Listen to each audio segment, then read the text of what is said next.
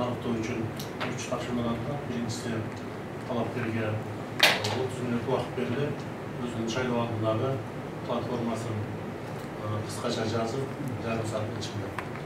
Анан бізге тапсырады, анан 10 минуттың ішінде ошону эркин элге жеткиликтүү кылып айтып берүү милдети. Карап үчүнчүсү бул жерде көркөм жана публицистикалык текстер камтылган. 3 беттен ашпаган 14 шрифтмен жазылган чыгармалар бар.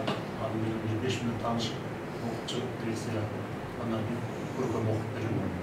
Ушул тапшырмасы эгерде баары даяр болсо баштай берели.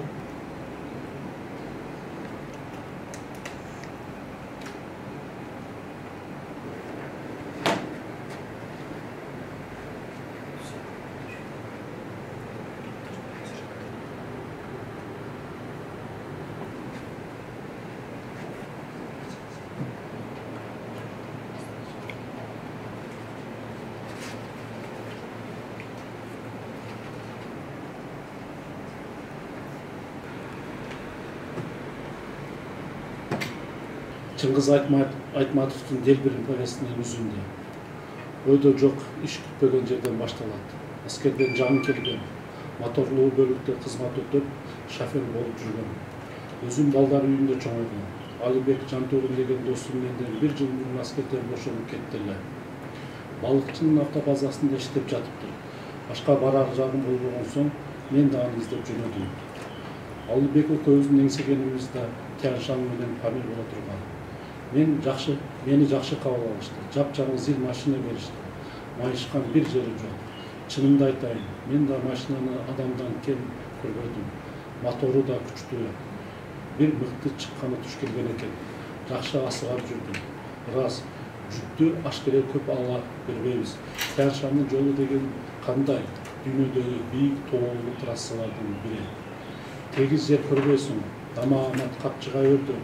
Ашуу ашып, бел басып, аска зорунун боорун кыймалап жүргөн. Тоо арасынан жабыт жылгаларынын баары эле булак башап кетчү. Ошондо да дайыма суу боло турган. Анткени кыя жолдо мотор ысып кетет. Анын болбосо радиатор эрип калышы мүмкүн. Алып бараткан жүйүм деле анча көп эмес, бирок жолдун тиктиги ошончолук. Оболу мен да канткерден көбүрөөк жүк артылышка боло бере деп баш катыргам. Бирок алып алган жолуну кантип өзгөртмөксүң? Тоо деген тоо да. Өз ишиме өзүм ыраазымын. Жүргөн жерим да көңүлүмө толот. Автобаза тап ысык көлдүн мизинде. Чет элден келген туристтер көлдүн жакасында селейип туруп калышканда мен мына биздин ысык көл ушундай, мындайды кайдан табасыңар деп корстон болуп өтөм. Алгачкы күндө тек бир нерсеге көңүлүм ренжип жүрдү. Жаз жарыш, колхоздор күрдөөлүү ишине күчүнө киришкен мезгил, бирок техника жетишпейт. Ошон үчүн биздин автобазадагы машинелердин бир азын колхоздорго кол кабышка жиберип турат. Жаңыдан алынган шоферлордун шору, кам жолго чыгышка даярданып калган сайын андан алып, айыл-айылга айдап жиберет. Бирок колхоз жумушу да маанилүү, керектүү экенине акылым жетип турат. Бирок кам жолдон калганына ичим ачышат. Анын үстүнө машинаны боорум ооруйт. Айылдын кара жолунда кара баткакка тыгылып, өңүл-дөңгүлдө өпкө жүрөгүн аралаш секириктеп жүргөндө тетиктери чачылып кеткидей. Ал жолдордун бетин Кутай көрсөтпөсүн. Ошентип бир күнү Уй Сарайга деген шиферди жүктөп бир колхозго бараткан. Айыл тоо этегинде ага чейин жол бөксөлөп бара берет. Жакшы эле бараткан. Жол тооруп калыптыр. Айылга жакын калган. Мына ошол жерде бир кичинекей эле арыкка тыгылып туруп калдым. Эрте жаздан бери жолдун тамтыгын чыгарып салышкан экен. Баткактуу жерине тоңгатса таппайсың. Ары бери жүктүмдү айлап көрдүм. Чыгаар эмес. Кайра сормокой баткак машина ого бетер союп барат. Анын үстүнө кыжырланып атып урулду катуу толго алган экенмин, дөңгөлөк бурулбай калды. Машинанын астына сөйлөбөсө болор эмес. Ошентип жатам. Асман жерим адам баткыс тар болуп, чекемен аккан тер кулагыма сарыгат. Асайын жолду тилдейм. Бир маалда бирөөнүн келаткан шыбырты угулду. Машинанын астындагы мага резиновый тукана көрүндү. Эки өтүп келип туруп калды. Эмне, бу жер ага сирт бекен, эмнеге кызыгып туруп калды деп жиңил келди. столы tutmaz da.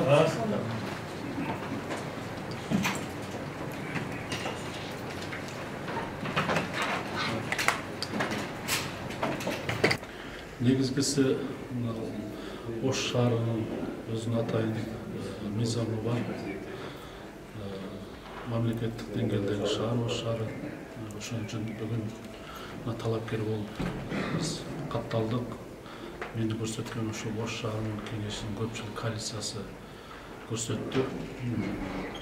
Мен ойлогом дагы башка талапкерлер болсо керек деп, мыйзамда каралган боюнча атайын ушул фракцияларда көрсөткөн башыбыз премьер-министрдин сунушу менен дагы ушул талапкер болуп катталсам деп да.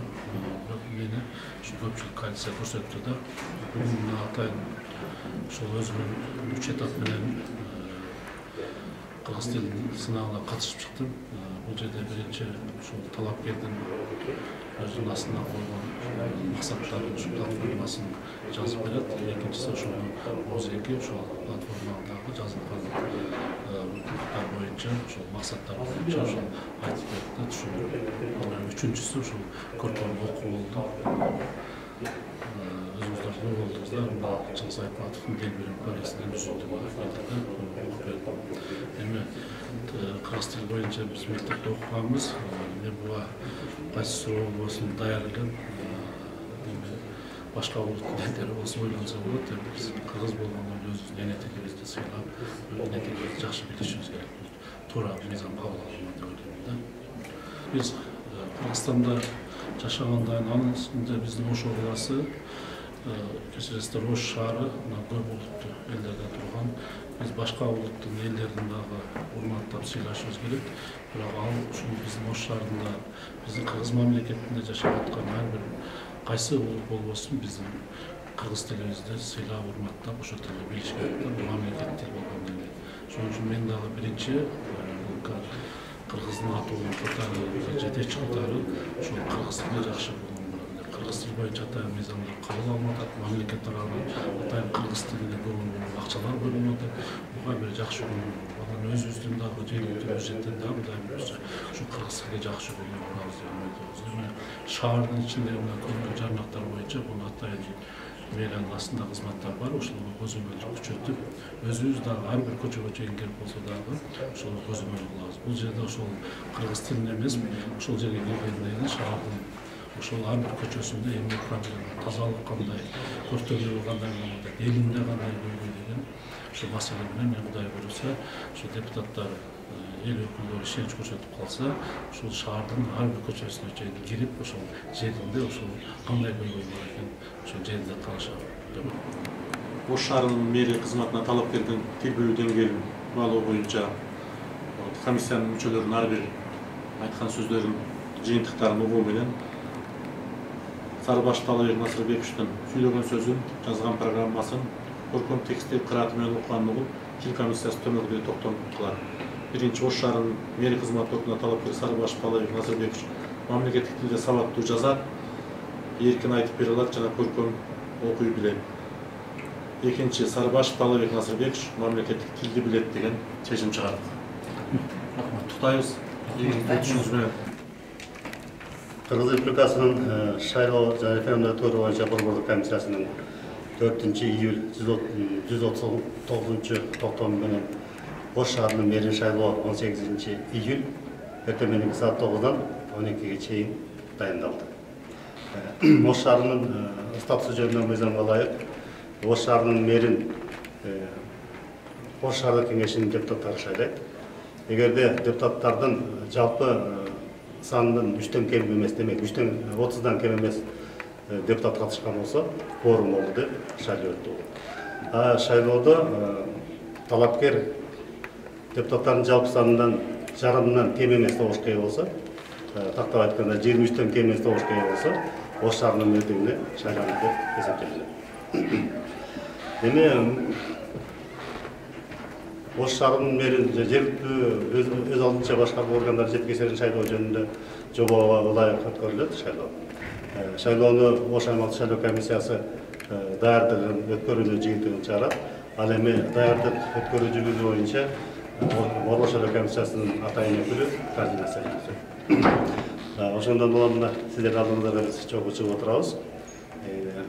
Ош шаарынын мэрлигине талапкер жогорку билимдүү 5 жылдан кем эмес мамлекеттик же муниципалдык стажы же болбосо жеке менчик субъекттерде жетекчилик кызматта иштеген же болбосо илим жана билим тармагында же саламаттык сактоо тармагында 5 жылдан кем эмес эмгек стажы болгон адам ошондой талап коюлат.